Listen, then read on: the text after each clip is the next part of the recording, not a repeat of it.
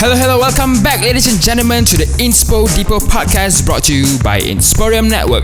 I'm Rizq, I'll be your host, and please enjoy this episode.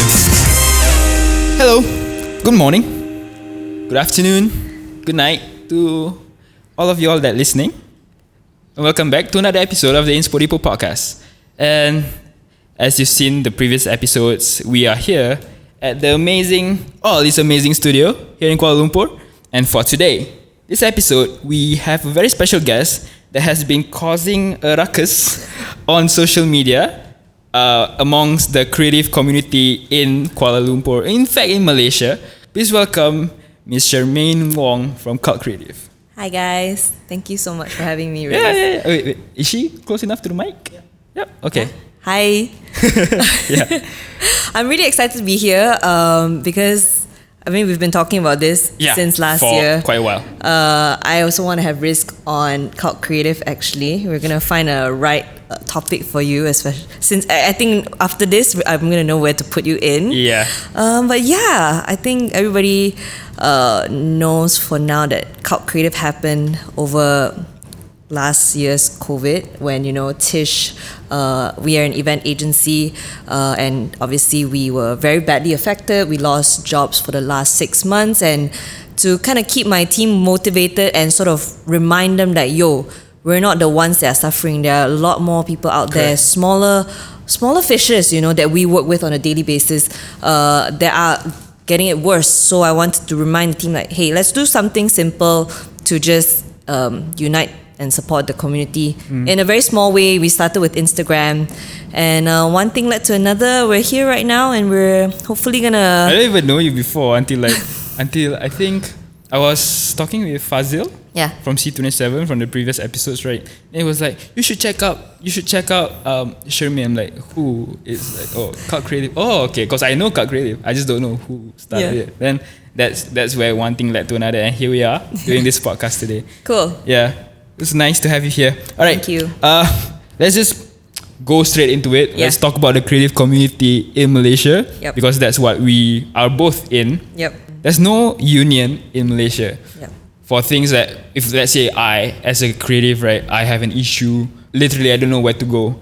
And how do we as creatives defend our creative rights? What if clients don't uplift to their contract, or they don't pay on time, or they don't even pay at all? They block your number, they don't contact you anymore. What do we do Ghost then? you.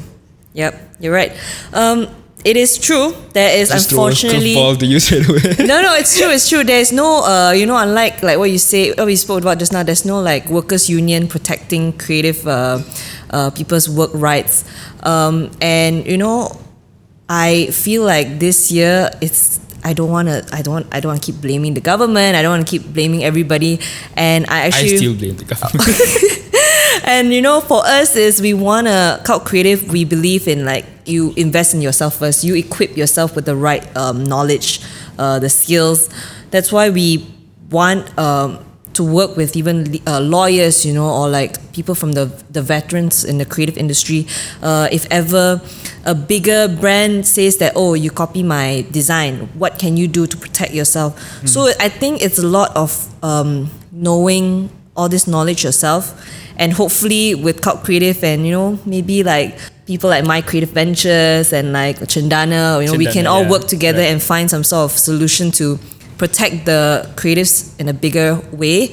But for now, we have to just be, a bit more hardworking and like learning all the non-creative things like, legal stuff, finance stuff to protect ourselves now. Yeah, I think a lot of creatives, they are just so into creating stuff. Yeah. They like, why am I not making any money at the end of the day, right? And then just spend all of that on equipment and all. Yeah, agreed. That's a huge issue as well. I think I was there once. Yeah. But like throughout the experiences of not having enough money to eat, or, and you just have to like learn it along the way. Yeah. But like now, having Cult Creative around, I think there are more free resources that locals can take. Yeah. Because I think a lot of the resources out there are more catered to the west side, because I don't think a lot of people in Asia do it. But when you started Cult Creative, was it just a passion project? Have you ever intended it to become an actual business that it is today? No, it really just started off with a small initiative just to make sure that the creative community is heard, is united. Like, when we feature Creative Crush Wednesdays or local makers, we are very intentional of making it like very small business owners, very small creatives, doing very cool things that nobody knows about. Brands that have less than a few thousand followers. We're looking at people like that. They are making their own mark, just staying true to their passion, not selling out, unfortunately, like some influencers. Yeah, so when actually with Cult Creative, we're very intentional. We don't want to feature influencers, people with like big following. Yeah. I'm not saying I'm saying ouch for them. Yeah. But I think that they get enough attention, and we need to actually shine light on the smaller guys. That actually the put underdogs. Value. Correct. Yes. Put value in what they do. They're trying to make something purposeful in the community. Yes, that's true. Yeah. Are you saying that influencers don't? Okay. I mean. We know what you mean. It started off with something very simple as an initiative, and one thing led to another. I started doing this thing. It's called In Session. Mm-hmm. I spoke to Paul. I spoke to Hugh from Best and Mota, and just addressing some of the creative issues that we're having and how they've used their experience to thrive, right? And I realized that actually there are a lot of young creatives out there that need that sort of support and mentorship that they don't get, especially now with COVID. People don't go for events anymore. They don't network. They don't connect with the right peers or even industry leaders. So how are they going to learn, right? How are they going to get the next job? Correct. And then we all know that in the creative industry, it's all about, I know you. Do you know this graphic designer? I need a graphic designer right now. And it's always about word of mouth. Yes. Correct. But no, actually, there's a wealth of graphic designers out there, and a lot of clients and people don't know that even graphic design, there's so many different types. Correct. So we're actually just different styles. Correct. So hopefully, Cult Creative will become a network where different creators can come and find job opportunities, find opportunities to also collaborate as well. What is Cult Creative actually? Is it just a site where people, is it like LinkedIn, or I heard there's an app going around? How does it work? Okay, so... Or is it just a media company that just features all of this incredible talent that we have here in Malaysia? It started off with just featuring incredible talent, but now we're moving towards an online platform where we have monthly digital experiences. We all know that, I'm in the business of events, and we all know how important it is that during an event you connect with the right people. So we are hosting 4 different types of digital experiences every month. There's this thing called Cult Mixer. It's basically a bunch of creative, creative friends getting together. We're probably art jamming, or we're trying to do one that actually is playing amongst us. That game, Heidi keeps talking about it. She's like, no, we should maybe have to do Amongst Us for Cult Mixer. So Cult Mixer is a very casual speed dating for creative people. Okay. And then we've also got panel discussions where I mentioned that we want to really talk about difficult topics like pricing creativity, knowing your creative worth, getting a client, getting an agency, getting a freelancer on board to tackle all these difficult issues.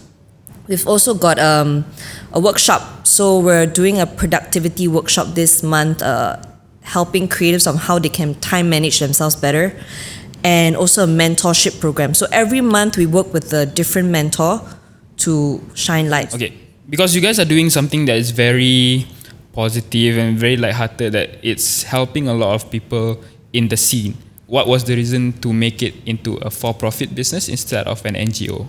I'm in the creative industry. I think I wanted to add also that one thing about Cult Creative is last year I was also affected because of Tish, and I decided to learn how to build an app on my own. Okay. Yeah, so that's when the Cult Creative app was built. So you're a developer too, or what? I built it over spreadsheet, so it's like you guys it'll be crazy to find out that actually you can build apps through spreadsheets, and you don't have to be a designer or a tech person. You can be someone like me who understands I can't find the right creative to do this job. So I basically created a LinkedIn for the creative world. I'll show you later. It's very cool because I feel creatives cannot put. I asked all my creative friends. A lot of them don't put themselves on LinkedIn because they cannot put their work. It's true, right? None of you guys are on LinkedIn, Actually, right? Are you? Yeah. Okay. Even write reviews on me. But I wanted it to be for you to put your website, your portfolio, your video and photography easily. And that's why the importance of Cult Creative, where you can just use the search function, graphic designer, and there's a list of graphic designers right there that will suit your style or your brand. Project or whatever. The brief lah, basically. Yeah. Is Cult Creative a place where creatives can find jobs, or just a place for them to work, see and know each other? I think both. I think also... but can clients go on it and find? Okay. So we're starting a pilot program where we're working with... we're not going to big clients yet. We're actually working amongst ourselves as small business. So, I got Whimsical to come on, Mad Hat. Cafe? Wait. Whimsical, the fashion brand. Oh, okay, no, I don't know. I'm sorry, Whimsical. We got Mad Hat, we got Beatnik, we got... Hat, okay. Yeah, M Talent, Manisha. Wait, isn't this from the previous meeting you guys had? Yeah. Yeah, okay. So we're also getting brands to come on, because they also know how hard is it to find good creative talent. Yeah. So yeah, we're not only just meeting, hopefully it'll become a Tinder for creative people, but also for you to find jobs as well. Okay. That's one thing that people have been telling me, like, hey Shermaine, people usually, when you think of a creative person, right, you always remember what they do, right? It's always like, if I think of Rizq, it's always like, oh, what he did for, good vibes, like all the work that you've done, but they normally don't put a face to what you do, right? Yeah. And for once, through Cult Creative, we want to show your face. Who is the person? Who is the designer, the talent, right? And then people always like, oh, this guy quite cute. Quite cute. That's our producer half the time, okay? Okay, alright. Let's go back to how nowadays there's a lot of tech available. Yeah. And then everything is, by the day, gets easier and easier, which also adds to amount of supply of creatives in the market. Then how do we enhance or encourage more collaborations compared to competitions then? I want to add, running a creative team, being remotely, it's hard, to be honest, running a creative team. I'm tired of Zoom calls already. I'm so tired of Zoom calls. During last year when we started remote working, it was so hard to actually convey a concept to my creative team, and they will get it differently, and they are visual, and then I send them an email to be like, yeah, I get it differently, So I always feel like creative teams... You don't have that human interaction. Correct. Yeah. Creative teams need to work together, and I think COVID has changed what things are, People have become a lot more adaptive, a lot more resilient, and also they've definitely evolved their skill sets already, For example, at Tish, my 3D designers, from last time just doing SketchUp, they're looking at doing animation, 3D graphics for virtual worlds. So I think that creatives are memang adaptive and resilient. Yep. So we always know, like, okay, if this skill set is not good enough, I'm going to learn a new skill set. I'm going to become better. I'm going to find a way lah on YouTube ke apa. But we will always be better. And through being better, you also find opportunities to collaborate with people. So for example, I'll give an example for Tish. So we know our strength has always been physical setups. We will never be able to do digital production. But through working with, brands like Photobox, we can create an AR world that collaborates with the physical world. I think people are actually finding ways to collaborate with one another. Before COVID, I would never even think of collaborating in Photobox, because I would think like, oh, I'm good enough. But now... You have to unlearn to relearn. Correct. We have to unlearn to relearn, and to achieve that ultimate storytelling, right? That all of us are trying to achieve that, right? That storytelling. Everyone's writing a book. Correct. And we have to actually realize that, I'm good at, my strength is at this, and I'm not good at this. Let's collaborate, and let's find somebody with the same vibe, and let's do it lah. But then again, like, when collaboration and all, right? Yeah. That's aside. Passion is like a car lah, basically. We've run through this question earlier, and then money is the fuel. Yeah. And then until a certain point, right, if brands keep pushing prices down because we have so many other... if you're so expensive, we can go and find another one. Right. And then when that actually competes, then how are we gonna continue fueling it? Yeah. Because I know that if that happens And then brands keep on pushing prices down. Yeah. Creatives will lose interest, and then they will go find a day job. And what happens to Malaysia? Black and white. Yep. I think that's a constant issue that we're having. That's one of the things that we want to discuss is pricing creativity. Like, how do you price yourself and not, ruin market rate? If someone ruins market rate, every creative will know one like, this guy, and then they always like, then blacklist that person, they blacklist, right? or then like cancel this guy. Don't and talk. And then when we talk to him, I don't even know how much I should charge, right? I mean, actually, this brand said I'm $50. Then how am I supposed to know? Actually, sometimes the truth is they don't know tau. They Correct. actually they're just starting out. On purpose. Yeah, but they're talented, and then and that's what we have. We really want to have this conversation where clients they also need to understand that creativity takes time. One thing that we need to address here. Listen to me. We need to address here is that you cannot rush creativity. You cannot give a brief and expect storyboard by end of the week, because you also need to understand the client's product. I'm like, I'm looking at the camera, not you.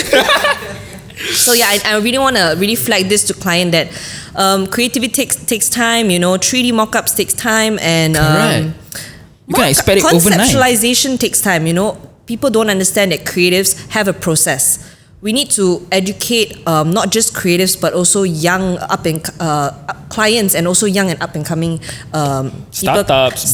They all need to know as well. They need to know that you cannot rush creativity. There's a whole design process thinking of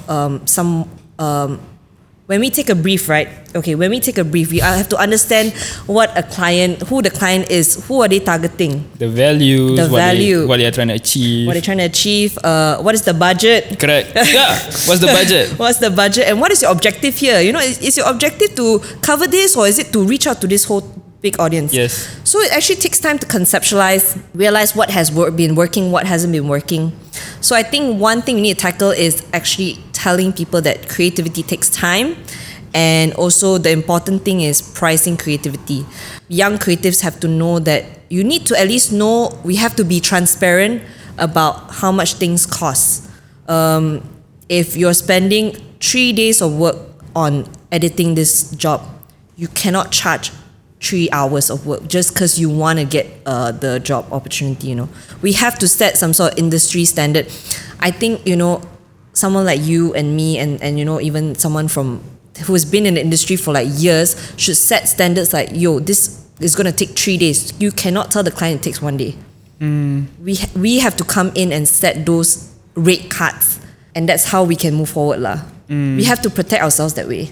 If not, clients can easily just go to Fiverr or something stupid like that, and then they get really shit stuff lah.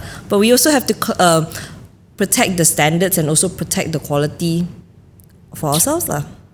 I think we have to be responsible of not just blaming the client. We also have to tell, we within the creative industry, especially those have been in there for years, have to tell it as it is. We're not going to take the job because you need it in 3 days. It's impossible. You're not going to get the quality that our company has always provided.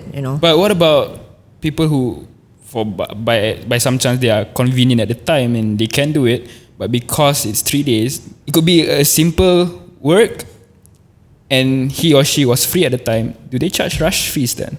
They should charge rush fees. I think rush fees should be very highlighted also. Because a lot of people know. I, for one, this is my experience. I was shooting for, I can't say. It was a running event. Yeah. Okay.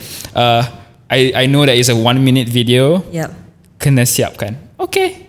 During the first meeting, before we actually were dispersed to go shoot, the photo team, which is my friends here, always amazing because we often work side by side together.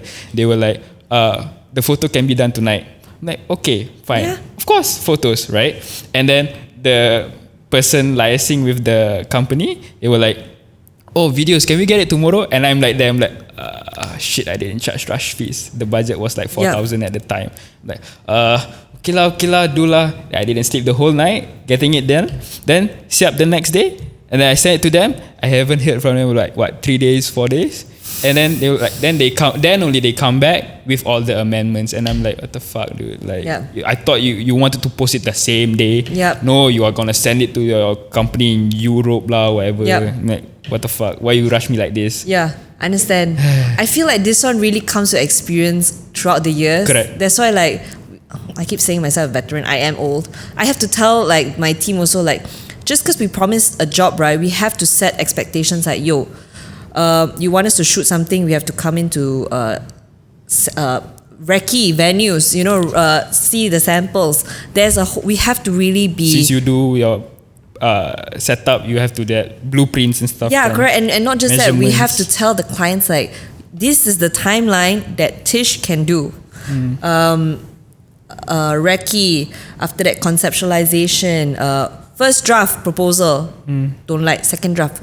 Usually we tell clients 3 draft proposal near. Oh, okay. Yeah. Any addition you add charge lah kan? Any addition you kena charge. You have to amendments. Yeah, kena charge. I think we have to just state this sort of things to clients so that they also know like, oh, I have to respect this person because they respect their work, and therefore I have to give them that respect to. I have to look at the stuff properly. I don't simply add on it's things. because we have to appreciate our own time lah. Correct. You respect your own time, and they will understand. Yes. Yeah. So setting clear expectations on timeline, and you know, for example, for you, you know, if the shoot is gonna be on Monday, takkan you have to edit in 2 or 3 days time. That's crazy. Yeah. So we have to straight up tell client like, okay, usually we take around a week. Yep. To edit. Usually. But if you need within 3 days, yes, you can pay extra, 2,000 or something. I don't know. Like when you do rush fees, is it a certain amount or is it a percentage from the? Do you add 75%? Do you add 50%? Or do you double it? I think it's when it comes to events, it's kind of tough because usually we plan ahead. But when it comes to design and printing, yes, because to be honest, it's not me that's charging. My supplier is charging, right? Correct. So we have to also tell the client that sometimes it's a third-party cost that is out of our control. Yep. My team can rush. Yep. I can hire another freelancer designer. But it's not just that. We have to rely on, you know, our suppliers to print it. Correct. You know, make sure they rush it over the weekend, you know, or overnight. Sometimes we set up something at night at 10 p.m. Suddenly the client's like, nope, I don't like it. Oh shit. But my event, the event is tomorrow morning 10 a.m. My event, then we do have to rush it. But we have to tell like, okay, straight up, yo, it's gonna cost 3,000, man. Nah. You okay live with the extra 3,000? Then like, okay lah, no choice lah. Then we charge lah. Here you go. Does that happen often? It does happen. Because like I'm sure you had your meetings front like, design confirm, print. No, that's why we always you must always have a client side by side. You must always have somebody to approve. And for example, for us at Tish, we make sure that there's a client there doing setup. You cannot like everything set up, then 10 a.m. they come in and say, I don't like everything. I'm like, but we told you our production was, you know, for 4 hours from 6 p.m. to 10 p.m., you know, usual, more time. But you don't want to be there, then if you show up the next morning, confirm there's something you won't like one. But one more thing you have to protect yourself, guys, is making sure you have mock-ups and make sure that client initial. We have to always protect yourselves now. Sign initial, agree on the timelines, you know, black and white. Black and white is so important. What would you say to those creatives that they think black and white is, for those of you who don't understand black and white, I think you should go back to school. It's documents or contract that you need to have beforehand before you start anything. Yeah. But what would you say to the creatives that think having black and whites is very time consuming and they're friends, they'll pay anyways? I think, you know, even if you don't have papers, make sure you have emails, man. Emails, making sure you have your timelines there, how much things cost. If there is extra design or extra editing, this costs this much. You just have to put an email and just make sure that the person say okay. And that you can hold that if ever something were to happen. If no payment, you can actually attach an email. And apparently nowadays you can attach WhatsApp messages also. Is it legal now? Apparently WhatsApp messages is also legal already. That's why the trick here is when you want to make difficult phone calls, do it verbal. Yeah, difficult phone calls, make it on phone. If you're gonna bash somebody, do it on the phone, but do not write an email. Okay, that's true because they won't ever understand. They cannot. Some people think you are angry with them. you're pissed off with them, but then they read the email. They read, this guy joking. that's why. Right. Yeah. Well, okay. Then again, I want to come back to how creatives, they oftentimes when we have creative meetings, talking about briefs, we need human interaction. Why so? Why so? Because you know how like board meetings, I think we can still have it through phone calls. Okay, maybe not board meetings lah, but like managerial stuff. Yeah. But when it comes to hands-on creative stuff, oftentimes we need to be there, shouting at each other, in arguing, person, right? Why so? Why so? I feel like creatives thrive on that passion, and like passion is an energy, you know. Like all of us here in this room have a certain energy that when we come together, we argue like, yo, I don't like this design, man. Switch it up. What is this G-Buy client? No. So, but that energy, right? When you're alone, you don't feel it. But when you come together as a team, right? That argument, that like, oh, this is better, this is not better.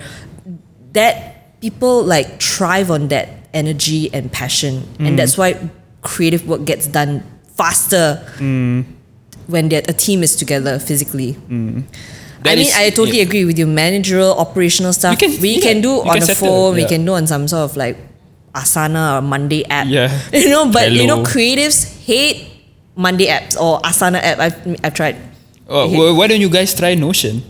Notion, I'm trying. My favorite. Yeah. Okay, cool. Notion is the best. Okay, when you talk about teams, right? Yeah. Creators, you need the right people to gel together. Yeah, culture. Whether it's complementary or supplementary, you one way or another, you have to gel with each other. Yeah. What is your approach into hiring the right people? Okay. I'm sure you had bad issues because I had my bad experiences as well. I love talking about this topic. You can take it away. I want to tell you that, it's Shermaine shows now. I want to tell you that, you know, as much as people say like, you know, overseas graduates, you know, this person has done all these work experiences, it doesn't matter. Most of my team is all locally graduated, you know, and they're just, it's that attitude, you know, that they're willing to learn. Even if you don't have the skill sets yet, you're not there yet experience wise, but if you're willing, your passion is there and you're willing to learn, you're willing to make mistakes and own up, and also be open enough to work in a team of diverse people, I think you're going to thrive. I feel like a lot of people think that, oh, you have to hire this graduate from London lah, Melbourne lah, whatever. But actually you realize that, you know, it's the vibe, you know, that you get from someone. If this person graduated from London but comes to the meeting thinking that they are better than you, then what's the point, you know? You hire them, you're going to make it difficult for everybody. Correct. But tell me about your hiring experience. So basically my 10 Points Up company, right? I mean, wasn't a hiring, but more of a partnership thing. So it was fine at first, but I was rushing into it. I learned about that. Do not rush the hiring process. That comes in with the passion. I want to get this done as fast as possible. I want to grow this team. Then at the time, it was like, you know what? Come lah, partner with me. Let's just fucking do this, right? And then 1 year down, and then for some reason I found out like they were all talking shit about me. And then I'm like, okay, I can't do this. And I'm like, if you can't talk to me face to face, then what's the point, right? Then we had that hard conversation and then just bought them out. And now I'm alone in 10 Points Up. I mean, for people think 10 Points Up is like this huge, nah, it's just me alone. But like, we do big things lah. Right? When I say we, it's just me and my freelancers lah. So it's still we. It's still we. I mean, also, one thing I learned from, I don't know if you know 33.3? Yeah, of course. Okay, so one thing I learned from Edwin is that you just need to know how to manage your OPEX and CAPEX properly. Correct. That for those of you who don't know what's OPEX and CAPEX, it's operational expenses and capital expenses. So the people that I hire also, like, we don't really need to have full times all the time. Because oftentimes we don't really have projects going on. It's not like we have retainers or anything. Most of it is just per project basis. So finish next. Best to have a spreadsheet of freelancers and people that you trust and that you can go to execute whatever brief that you have lah. That would be much better. And you can save more money, make more money, and live a less stressful life to pay your OPEX lah, basically. Agreed. Right? I think one more thing that Cult Creative really wants to highlight is we all know that our talent pool of creative people is so talented. But one thing that we need to be better is our finances.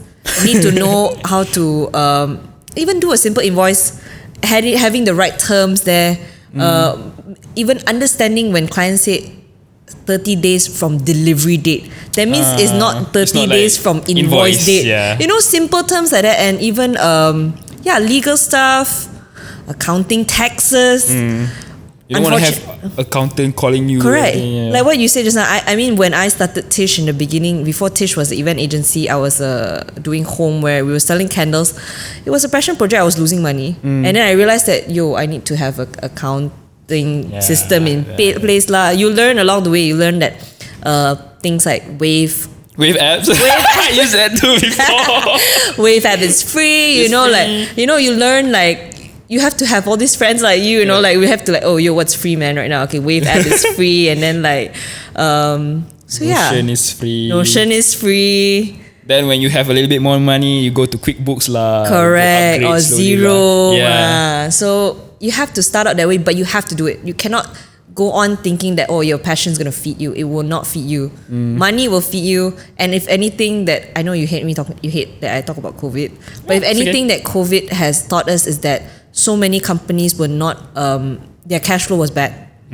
They kept same here. Yeah, even for us, we were really lucky that we had good cash flow, but it's gonna run out, man. Yeah, and we have to be realistic about that lah. And I think creatives should know that early on. Of course, it's hard to learn, hard to why do I have to do all this, right? Yeah. But once you get used to it, just the same thing as the contracts, you'll save your ass so much, right? And it's also, do you realize it's actually automated once you already have all the systems in place? Yeah, correct. Yeah. Once you have the systems in place, you can reconciliation, everything is there. Correct. And then you don't even have to look at it anymore, and then you just keep doing what you're good at, which is then you send it to audit if you need to. You reach a certain threshold lah. When it comes to hiring people, right? Yes. Creatives oftentimes we are either jack of all trades or master of none. Yeah. When do you choose one or another? I think you cannot choose, dude. I feel like you are what you are sometimes. Like I feel like when you hire your team, how do you choose? Do you choose? Okay, it depends on the role. It has to be specific lah. Like I feel like people in the operations need to be jack of all trades, master of none. Correct. Yep. But then when it comes to my creative team, they need to be specific. Like it's very technical. Even as a graphic designer, there's so many layers and so many skill sets. One is good at Photoshop, one is good at Illustrator. And then, but actually there are some Procreate now as well. Procreate. But some. That's why you have to hire ones that are willing to go above and beyond and learn more lah. Like I mean, she's really good at Photoshop, but she wants to go deeper into InDesign, learning how to do a freaking booklet. There's like so many different layers of even graphics itself. My 3D designers also, I think it has to be specific lah. But now creatives also, they're becoming jack of all trades. Creative directors, I feel like they're jack of all trades. Yep. They need to know every single thing. A little bit, just correct. enough so that people don't bullshit them. Yeah, correct. And that they can help in that particular department, right? Yeah, so I really feel like it depends on that person lah. And you can involve. And maybe some people are just really happy doing my 3D mockups. I don't want to learn. I don't want to know about the business. I just want to do my 3D mockup, make it nice, give it to you, approve, done. But some people want to grow into a bigger role, from a 3D designer, maybe they want to learn a bit about editing, learn about graphics, and then eventually become a art director, creative director. So possible. But what about those freelancers? Yep. Do they specialize or do they be jack of all trades because they need to put food on the table? I feel like freelancers need to start off as you can't be jack of all trades yet. You need to be a master of your skill. You need to be recognized I'm looking for a photography for this sort of dark art style. You need to be that guy lah. Mandip lah. Mandip. Fucking good. Oh my god, he's so cool. They just featured him on Cult Creator. I was like, how can I never know about this guy? So you see, you I'm very specific about, I need to do a tarot cards in this dark art. Him lah. Him really, that's why someone like him, he's so specialized. That is his. But the opportunities will be much more limited though. I feel like in this world right now where everybody is everything, you gotta be niche. You gotta be strong at what you're good at, and it speaks out from your own. And because clients now, they're quite specific with what they want already. And I know it sounds very bleak that there's not enough job opportunities right now and this and that. But I feel like when times are good, clients will recognize all these people who are niche at what they do, as compared to, like for example, for us at Tish, right? We tell them straight up like, we're good at lifestyle. Don't give us a corporate or telco. You give us something like very niche, like Walt Disney or like Adidas women's wear. We will fly lah.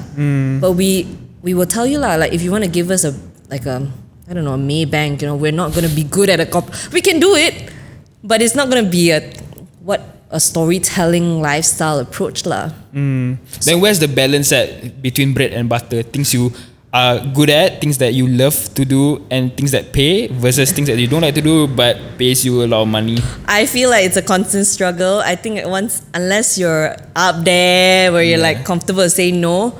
I mean, like for me, like we do good fights. We tell that to everybody. But the small things that we do, I'm like, I don't know that it's not me. I didn't do it.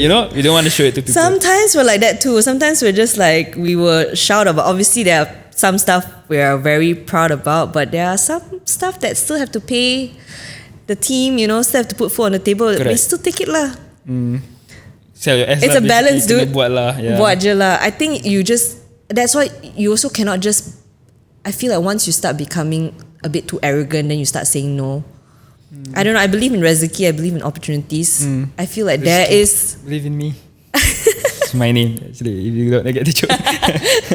I believe that opportunities come in some weird way. Sometimes you don't like it, but maybe this client will eventually move to a brand that you love one day. Oh, that's true. Sometimes people don't think it that way. I didn't think it that way as well. I always feel like, when you're coming out, even if you're not coming out, even like, we've been in the industry for so long, you should always do it with the right intention.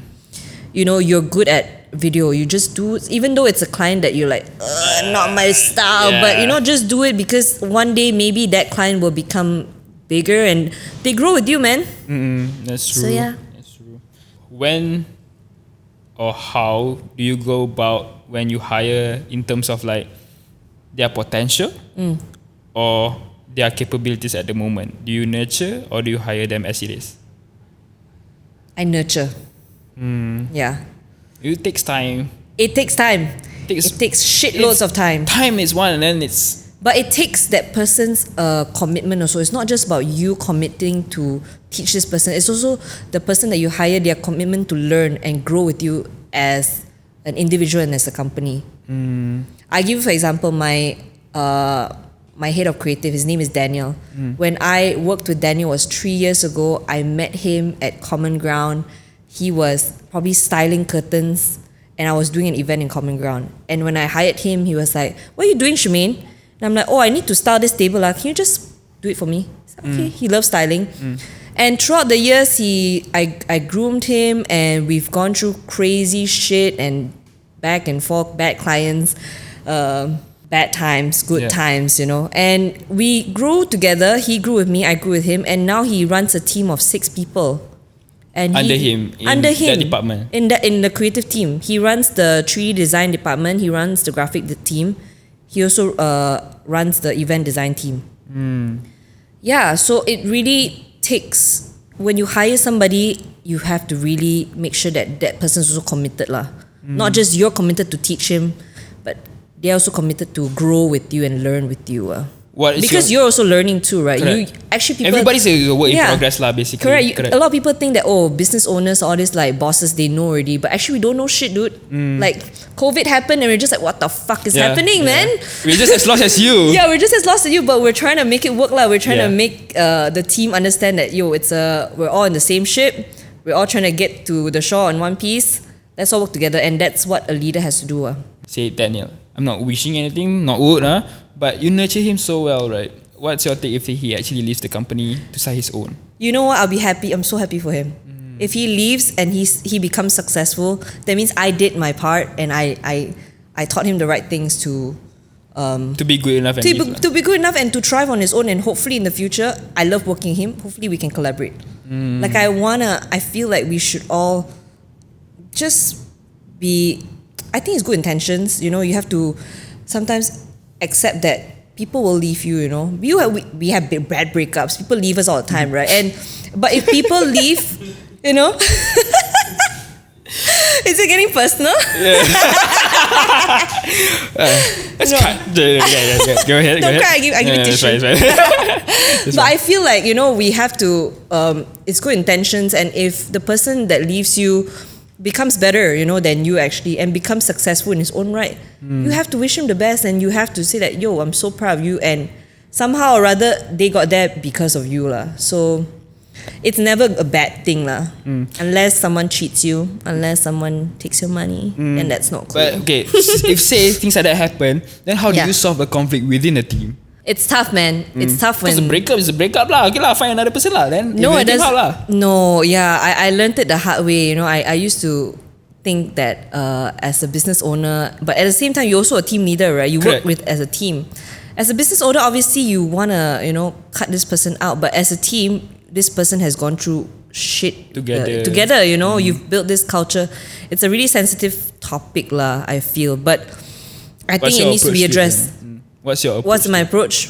Do you like talk to one by one, or do you text, or do you gather a team talk together, or how? I'm the type where but you're an she's an INTJ just like me, so you tell them straight away, or? Well, you know, this is what I like to do, okay? When something happens within a team that's very uncomfortable, say for example, there's an interdepartment tension, conflict, I like to just sit everybody together, there's like 11 of us, and I'm just gonna tell them, yo, the fuck, this is what's happening, I'm hearing this, I'm hearing that, I'm gonna give everybody 3 minutes to talk about it, one by one. Who's gonna start? And then that actually lets people call each other out. It's out in the open. They sometimes call me out to like, yo, Shermaine, I feel like you're not spending enough time with us. No. So it's okay lah. You can it's take okay. it lah, It's okay. but We all have to can they take take it. You have to take it. I just tell people you have to take it, and obviously there are sometimes more sensitive topics. Then I get the HODs to actually go closer one-on-one, or I have to also make calls, like make sure that I actually spend time. But I like to actually put it out in the open and, yo, let's address this. I think that, you know, creative teams are open and they're transparent, and we have to just, if we don't address it openly, then it will be this thing, you know what I mean? That this like thorn. When that happens, right? I mean, it's like a cut lah. In that correct. And then you right? feel like, you know. Then when there's a cut, there's a crack within that relationship, right? Yeah. How do you go about like, I know I have this thing, but I don't want to talk to that guy lah. You know, I know this thing, but I don't want to share with him lah. If it's happening between my team members, I let them resolve themselves. I always feel like, I have to respect them as adults. I don't want to step in as a boss. Like, if I step in, that means they know something is bad already. That means it's affecting the bigger team as a whole. But if it's something personal between two colleagues, I just like, I don't know what's going on. I'm just gonna go settle, you know, because your energy is not good for everybody. I talk a lot about energy and vibes, but I feel like that's important. Yeah, it is. Yeah, it is. You also sound very passionate about this topic, so I understand. Yeah. Okay. Going back to how creatives, right? Yeah. Creatives, that was the team part, but like the creatives, right? How they work together. Yeah. Most of the time it's good times, but when bad experiences happen, how does that work then? Because that was in a company, there's a hierarchy that you have to follow, there's veto power involved on how we should start this thing, but between two freelancers, two creatives that has no one to hold them accountable. How does that work then? Is it still between two adults? What about those who actually is affecting the market? Yep. Not in terms of price, but like maybe bad mouthing each other. Yeah, I know what you mean, but I think it's. Is it hard? Is it a hard question? It's definitely a hard question. But you're welcome. Usually, when a project happens, right, I feel like you cannot do a 50-50 split. Somebody needs to be a project manager. Somebody needs to at least be accountable if the project fails or succeeds. And that person needs to hold the other person accountable. I think that it doesn't work when you want to collaborate with somebody and you're like, oh, you do this part, I do my part in 50-50 and then we submit together. Of course, cannot. I feel like somebody... That's dangerous. Yeah, correct. I think at the end of the day, to avoid all these problems that, oh, you didn't do your part, I didn't do my part, one person needs to somewhat project manage and the other person supports. The reason why I brought that question up is because I have been in that position. I've been in a position where I was a small boy, didn't know anything, I just started out, and then I was shooting this event. And then at the event, they know who I'm talking about. For those of you who know, you know who I'm talking about. Called this guy, okay, come shoot, whatever. Then he caused a little bit of a ruckus. Was messed up. And the client who actually promised me future jobs called me up and like, yo Rizq, what the fuck? If this goes on, like, I'm not gonna hire you for this project. And I'm like, what the fuck? It's not even my fault. But of course, in a way, it's my fault. Because you because hired him. It's not that I didn't let it happen. I knew that this guy is gonna cause trouble. But me being me, I gave him the benefit of the doubt. And like, okay lah, let's just try. Maybe he's a good person, it's just he looks like an asshole. And then I hired him and he turns out he looks the same way as he is as a person. Both an asshole. So when that happens then, and there was a huge tension between us two, which a lot of people know, including all this amazing and all. But and it showed on your work as well, right? I mean, it showed on to everything that you guys did. Like we don't talk to each other anymore. A lot of I think, right, when this sort of things happen, right, I mean, you cannot avoid assholes and like people like that. But unfortunately, you sometimes have to learn through the hard way. Correct. Sometimes also we hired... I learned about contracts. Yes. Correct. And I mean, I feel like creatives and we have to learn things the hard way. We keep saying that, oh, you know, tell us what to do, but actually we're like, I'm stubborn, I will learn it the hard way. Creatives are the most egoistic people. Correct, we're passionate, we're emotional, we're stubborn. So I've also gone through experiences like that, but I learned that, so what, you badmouth that person, you know, it won't bring you anything good. I think we just keep what we're doing keep doing good, and eventually this person's reputation will sendiri. Yeah lah. But unfortunately, we all know that he's doing well. And you see is he? Yeah, he's doing well, right? You all know who I'm talking about, right? He doesn't agree. Yeah, he's doing well, but even better than me. No need to compare, dude. You're on your own path. I'm not comparing or anything. It's just that sometimes in life, the assholes win. I know, but I mean, I don't know, man. I feel like, can you sleep at night though? Like, you can sleep at night. You can. At the time, when the client called me, I'm not gonna give you the next job. I'm like, what the shit? I was damn pissed lah. But I resolved it with the client. And then they were okay with it. They they understood. And then now the client also hates the guy. You see? So I think assholes will always be assholes, and everybody can see through them. True. And like people who are good intention. Because I'm not throwing shit to the guy, okay? I'm just saying from my experience, because that experience itself really shaped me who I am as a creative and how I manage. How I run my business and how I lead a team. So as much as I hate that person at that occasion, it helped me a lot. And I'm thankful as well. It's just how you see it. Correct. I do that as well. I feel like sometimes during that moment you're like, man, I hate this guy, but actually this guy brought out this side of me that I realized that I became a better leader. I became a better person. Also, I'm more forgiving. You know, so that's true. Well, thank you so much for today. That was so fun. Okay, I mean, we are coming to the end already. I mean, like, to have you. Do you know that you're the first female guest? Wow. Right. Talk about diversity, guys. You should be more inclusive. Let me explain. Okay, for those of you all ladies that you're seeing this right now, it's because I don't really have a lot of network to lady friends. Correct. I got a lot of lady powerful. Well, once they creatives. see this, they'll be like, "Hey, can you hook us up?" hope so, because the network that I have, they are mostly men. Yeah. And yeah, they're Not all by like design, friends. right? No lah, it's just. By the way, I want to friends. add that, you know, he has a Oh, you female look colleague here, okay? okay. There's a female colleague here. Later you put your face here, okay? But before we end, I just Yeah. wanna run through several quick fire questions. Okay. Where you just say three things and Three things. Three things something, okay? Wait, what is it? Kill, Yeah, marry. Wait, no. I'm not Another gonna do one. that. I'm not gonna do that. Okay. Three event agencies that you actually Yeah, look up to. because I look up to their work and the brands that they work with. Let's get Biro Beta. Huh? Biro Beta. Who? Biro Beta. Look here, guys. They are the first event agency that has gotten the sustainable license. I think it's like one of those green license lah.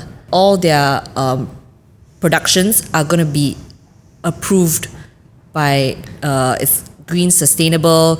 They're using reusable, recyclable. You know, nothing is to waste. And they also launched their own digital production house. Okay. So that's a event agency I look up to. The other two? There's one called MKG in Okay. the States, and there's another one called Larger Than Life in Melbourne. Oh, okay. I don't know Yeah. any of them, unfortunately. Yeah. Okay. But I'm Maybe gonna it's plug not- in that. Maybe it's not because of I'm not in that scene Yeah. so much. Yeah. But to be honest, like I love the clients that we have. We have Walt Disney Studio. That's a dream client to have. to like, shoot what that one? To shoot what?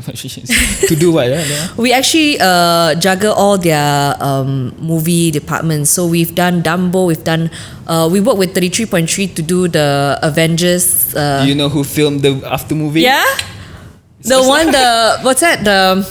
The drone show. The drone show. We filmed the after movie. Yeah, so we did the on ground and 33.3 did the drone. And you see, so At Manja, right? Manja, yeah. Oh, so you handled that one. We handled on ground. Okay. We did like the Marvel, and now that Disney is a monster, right? Yeah. They seem like a family company, but they are. Dude, they've got they're Fox gangster, bro. movies. They've got like Lucasfilm, Disney Plus, Marvel, yeah. Mandalorian. Come on, like I would love to do a Wish Mandalorian setup. Yeah. But Disney Plus is not as famous here. There's no market here. Is there? It's not I even don't available. Is it know, available? man. I don't think it's No, available, not yet. right? But it's coming to Singapore VPN. though. Oh, is it? It's already launched in Indonesia. I think it's because of the market that they have. Yeah. Indonesia is like Singapore, Besar, Malaysia kan? times 10, you know? Yeah. Yeah. Three local aspiring creatives that we should look up to. Azul Amran. I mean, everybody knows Amran? him. Yeah.